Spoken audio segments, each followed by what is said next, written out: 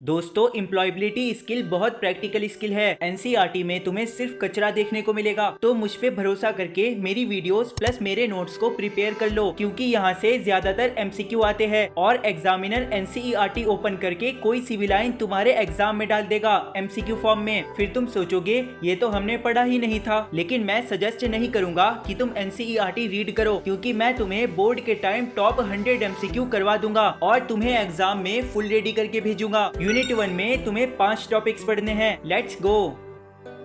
Communication दो तरफा process है, जिसमें इंफॉर्मेशन या मैसेजेस एक्सचेंज होते हैं लैंग्वेज, सिंबल्स, साइन या बिहेवियर के थ्रू। जैसे हमारे मेन पार्ट्स होते हैं, वैसे ही स्पीकिंग, लिसनिंग, रीडिंग और राइटिंग इसके 4 मेन पार्ट्स हैं। ये स्किल हमें दूसरों को समझने और अपने आइडियाज क्लियरली एक्सप्रेस करने में मदद करते हैं। इसका सिंपल सा प्रोसेस है। सेंडर अपने मैसेज को इनकोड करके चैनल के थ्रू भेजता है, रिसीवर उसे डिकोड करके फीडबैक देता है ताकि पता चले मैसेज समझ आया कि नहीं। Topic number 2, active listening. ये इफेक्टिव कम्युनिकेशन का की स्किल है, हर कॉन्वर्सेशन में इम्पोर्टेंट। ये इन्फॉर्मेशन ऑब्टेन करने और मैसेज क्लियरली समझने में मदद करता है। यह एक आर्ट है जो जेन्युइन डिजायर से दूसरों को समझने, सपोर्ट और एम्पैथी देने के लिए होती है। यह job effectiveness improve, better relationships और इमोशनल वेलबींग सपोर्ट करता है। इसके 4 कंपोनेंट्स है। प्रॉपर आई कांटेक्ट मेंटेन करो। ये बॉडी लैंग्वेज सिग्नल है जो दिखाता है कि तुम बात सुन रहे हो। Appropriate gestures indicate active listening, यानी हैंड्स और फीट रिलैक्स्ड रखो। अननेसेसरी मूवमेंट अवॉइड करो। अवॉइडिंग डिस्ट्रैक्शंस, यानी मोबाइल रिंगटोन से जैसी डिस्ट्रैक्शंस आइडेंटिफाई करके रिमूव करो।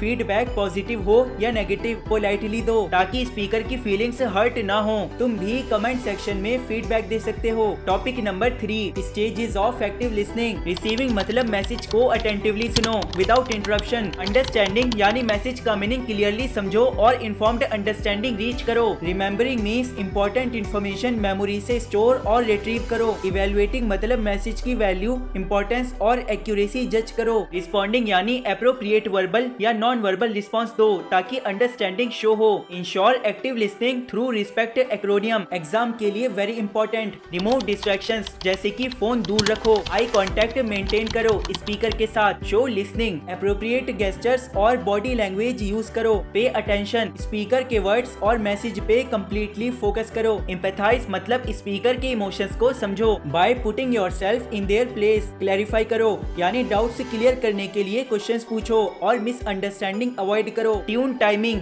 यानी राइट टाइम पे रिस्पॉन्ड करो और इंटरप्ट मत करो। Overcoming barriers to active listening. Preoccupied mind, emotions take over करते हैं तो लिसनिंग डिफिकल्ट हो जाती है। डिवाइसेस अवॉइड करो और इमोशंस कंट्रोल मत होने दो। नॉइज और विजुअल डिस्ट्रैक्शंस, नॉइजी या डिस्टर्बिंग एनवायरनमेंट अफेक्ट्स लिसनिंग, इसीलिए काम सेटिंग क्रिएट करो। Past experiences and mindset, past से बियास क्रिएट होता है। Personal factors, pre conceptions interfere करते हैं। स्पीकर को मैसेज कंप्लीट करने दो बिफोर रिस्पॉन्डिंग। टॉपिक 4, अब इसमें ज्यादा गहराई में मत जाना, जितना मैं करवा रहा हूँ उतना ओकेश है। Clear statements exact meaning Conway करते हैं without confusion. Concise statements brief और टू द पॉइंट होते हैं without unnecessary details. Accurate statements facts पर बेस्ड होते हैं जो वेरीफाइड हो सके। पार्ट्स ऑफ स्पीच, यानी वर्ड्स के कैटेगरीज जो सेंटेंसेस फॉर्म करते हैं। ये मीनिंगफुल और ग्रामेटिकली करेक्ट सेंटेंसेस कंस्ट्रक्ट करने में हेल्प करते हैं। सेंटेंसेस 3 टाइप्स के होते हैं, सिंपल, कंपाउंड और कॉम्प्लेक्स। राइटिंग में क्लैरिटी ऑफ मीनिंग,